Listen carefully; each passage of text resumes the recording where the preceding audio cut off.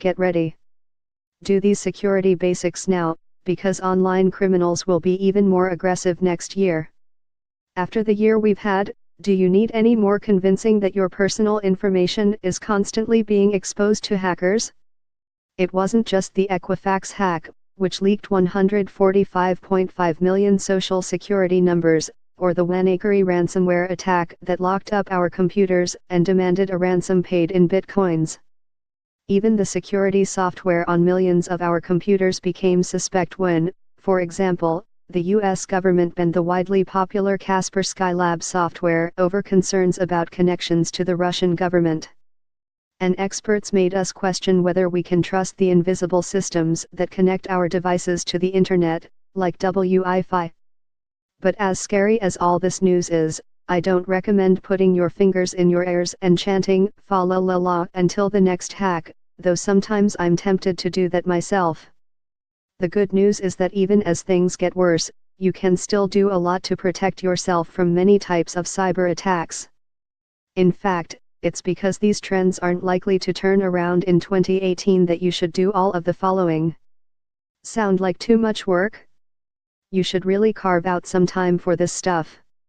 If you'll permit me to be Debbie Downer for a moment, our security situation is likely to get worse, not better in 2018. Here's how ransomware will get sneakier, so your backups will be even more important. It's hard to imagine how ransomware could get much worse. In the WannaCry attack, hackers used NSA hacking tools that leaked into the criminal underworld, repurposing them to launch ransomware at regular computer users. But the attacks will get stealthier, according to Dave Dufour, Vice President of Cybersecurity and Engineering at Webroot. That's because hackers are coming up with ransomware attacks that are harder for consumer security products to detect. Instead of running files on your computer that your antivirus software can flag as malicious, hackers will rely more on code that looks legitimate because it runs in programs like Microsoft Word. Patch your phone, patch your Mac, patch your Windows machine. Antivirus tools will have to catch up with that trend to protect consumers. But if you don't want to wait for that to happen, and you shouldn't, you can keep backups of your files on the cloud and on external devices, Dufour said. If you back it up, you don't have to care about ransomware, Dufour said. There's one more thing you should do to prevent the pain of ransomware. Consider the ransomware attacks of 2017, many of them could have been mitigated by patching your systems, Dufour said. Patch your phone, patch your Mac, patch your Windows machine. Data breaches will continue, so don't just rely on passwords. The passwords you and I use daily are a terrible security tool that we only rely on because nothing better has come along. I mean, really, if someone said they'd protect your bank account with a key that anyone can copy at any moment, you probably wouldn't use it. But that's what we do with passwords. Fortunately, that's beginning to change. More ways to log in and unlock devices came on the scene this year, and you can expect more in 2018. Apple made the biggest splash here by introducing Face ID in the iPhone X, the first widely available device using facial recognition technology. Face ID raised privacy concerns and inspired attempts to fool the technology with masks.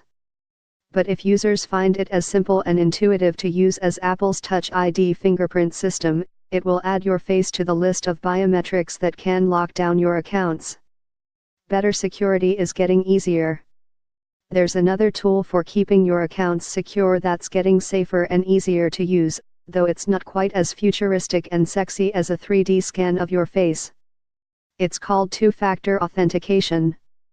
This system works by adding another step to your login process, so just having your password isn't enough for malicious actors to get into your accounts. I know, that's more work for you, and remembering your password is hard enough. But if you use it, you'll get to feel smug instead of scared the next time there's a data breach like the one that, as we learned in October, affected all 3 billion Yahoo accounts. Popular services are adopting more convenient ways for you to use two-factor authentication. In 2017, Facebook started letting you use a piece of physical hardware called a YubiKey to verify your identity. You plug in the device to your computer's USB drive and tap it to get into your account. Google introduced Google Prompt, which lets you tap a button on your phone to verify your identity when you log into your accounts.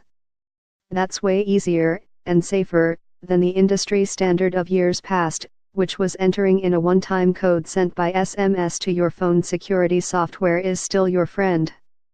Things got a little weird this year with security software like antivirus scanners and password managers. Kaspersky antivirus software was banned from US government computers and taken off the shelves by some retailers. Password Manager LastPass patched a big security flaw, and one login got hacked. And dozens of antivirus apps on the Google Play Store turned out to be malicious. Security software will continue to be a target for hackers, who would love to trick you into downloading a malicious tool with high-level access to your computer or phone. But that software is still the best, and sometimes only, way to stop some of the most prevalent hacking attacks. Unless you're some kind of memory savant, password managers are the only sensible way for you to use unique passwords on all your accounts. That helps keep one data breach at, say, Yahoo, from letting hackers access more of your accounts. And despite concerns about compromised or outright malicious antivirus scanners, the software hasn't outlived its usefulness yet. That's according to Jerome Segura, a security researcher at Malwarebytes, a firm that focuses on catching malicious code that traditional antivirus software can't catch. It's important to have security software, especially if you're running Windows, Segura said. All that being said, these steps only mitigate damage caused by hackers. As the companies that protect and store our data keep getting compromised, we'll likely all receive another helping of apologies and free credit monitoring in 2018. You are kind of at the mercy of companies if they get hacked, Segura said. Security, stay up to date on the latest in breaches, hacks, fixes and all those cybersecurity issues that keep you up at night.